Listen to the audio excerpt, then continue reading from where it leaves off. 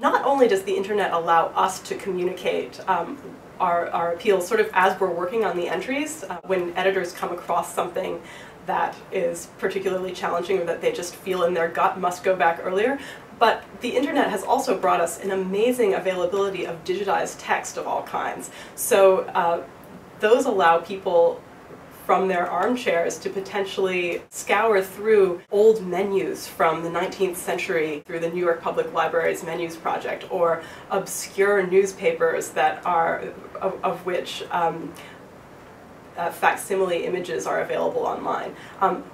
OED editors search all of the major digitized text databases as part of the work that they're doing, but the world of digitized text is so vast that we can't possibly cover it all on our own, and so we hope that the general public will be able to help us go through those digital archives and find those little nuggets of information.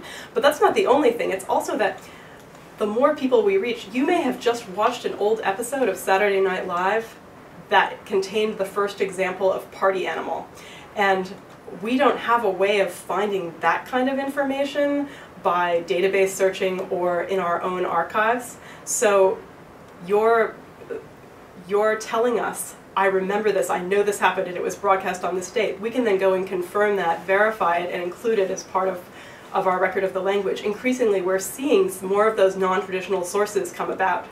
One of the great things that arose in Balderdash and Piffle was which was that BBC collaboration with the OED to get the public involved in finding new words, was that something for the weekend, which is a British colloquial term for a condom, was antedated back to 1972 in a Monty Python record, which someone just remembered having heard. And you think about that, your favorite movie or your favorite record, when you hear that we're trying to find more information about that term, it may just ring a bell with you and you can let us know about it. One of our current appeals, which I feel certain can be, we can improve the date on in this way, is in your dreams. So that sort of expression, which I'm sure most English speakers are familiar with, that something's never going to happen.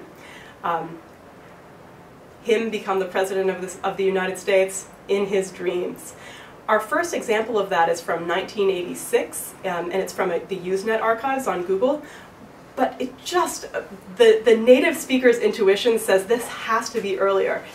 And it could have been earlier on a television show, on something that, on a movie, something that that the millions of people out there on the internet may remember and be able to point us in the direction of. So those kinds of terms that arise in spoken English are a place where we really think that the general public can be of help to us.